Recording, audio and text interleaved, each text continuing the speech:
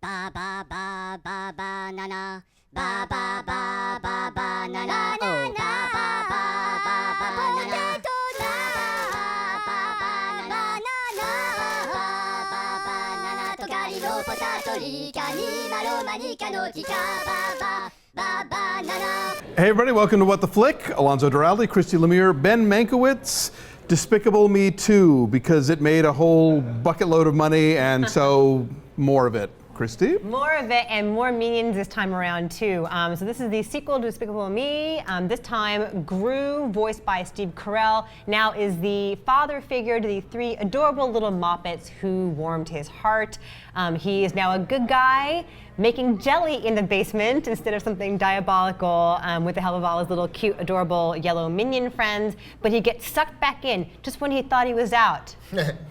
Brought him back in. So take a look at what happens here. It's fun, it's cute. Bye. Potato, banana, tocali no potato rica ni maloma ni canotica. Ba ba ba banana.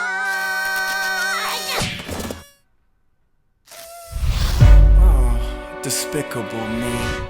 So I brought Nick Lemire to this. Nick Lemire wanted to see this so badly because damn it, Universal, with your marketing campaign, the freaking Minions are everywhere. Yeah, they're everywhere. Look, Mommy, Despicable Me too. Look, Minions. So I brought it with me, and he sat for the whole thing. And so if you are a parent, your kid will not be frightened at all. There is nothing scary. It's all cute. It's all fun. That kid wouldn't shut up. You want to know what it is? He's a child of the film critic, so he's asking really pertinent questions like, Mommy, where are the Minions? I'm like, they're at work. Why are they at work? Because it's what they do. Why is it what they do? Because it's what they do. But like, when the Minions are away, I the was kids asking won't where are the Minions? Because they're the best thing in these movies, Yeah. and then when they're not on screen, it's significantly less interesting. I would say there was more Minion per minute than there was in the first Despicable Me. I guess, yeah. What I don't understand about, and I didn't see it, but what I don't understand about you guys, and what makes you guys so much smarter than me, I saw Despicable Me. Mm-hmm.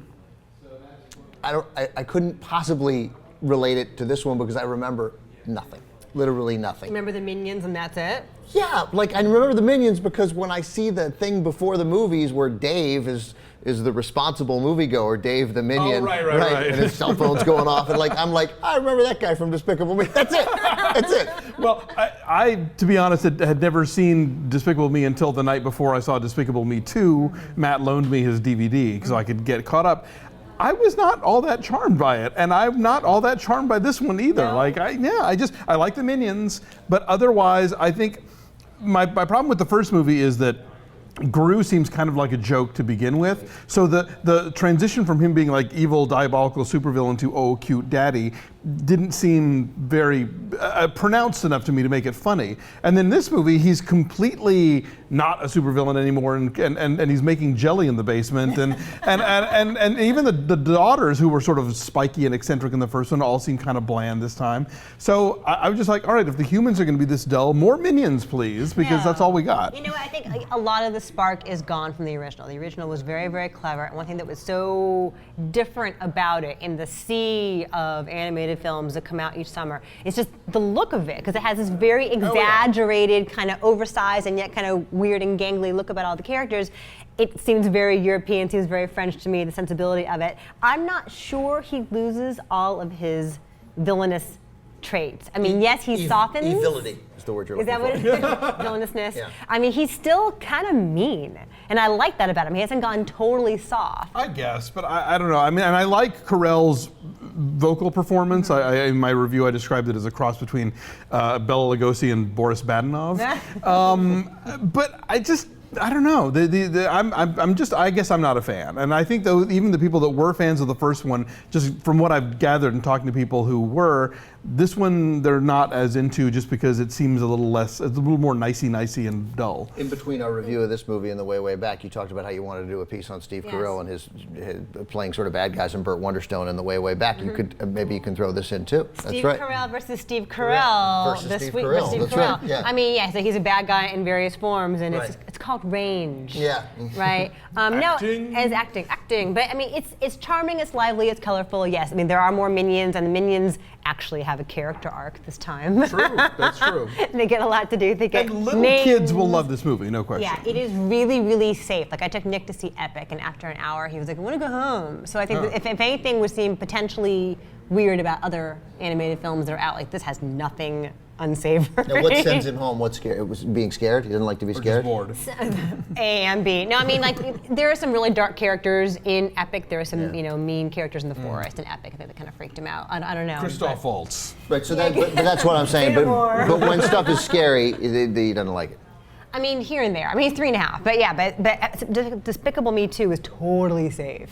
And Yeah, it's a big brisk. wad of cotton candy. It's I'll brisk. give you that. And Kristen Wiig is a voice in this, which I mentioned. It's a good Yeah. voice cast. And not the same character that she was the voice of in the first movie. Who was she in the first one? I don't who remember, but she was somebody else, but now she's a new So, character. There are some cool kind of like James Bondy spy gadgety vehicle things that evolve, right? Transform. You've seen it so many times before. You weren't impressed by it. Yeah, I mean, and I'm open to cartoons, even cartoons that are aimed at kids. The charm of this franchise eludes me a little bit. So I'm a grump. Whatever. The look of it's really different, and I admire that about it. And it's not necessarily stunt casting like a lot of big all-star True. voice casts. I do. These are fun to watch. All right, I mean, just so- the colors, you know. So you're low. You're 4.7. 4.7. 6.9. So. Yeah, we're gonna have to give ourselves our own papers apparently. We can't remember after 3 years. numbers of I minutes don't earlier. remember. It's so hard. 5.8 so then hard. overall for Despicable Me. It's at 74% on the tomato meter. And apparently already making buckets of money, and it will continue to do so, I'm sure. Yeah, why not? All right, thanks.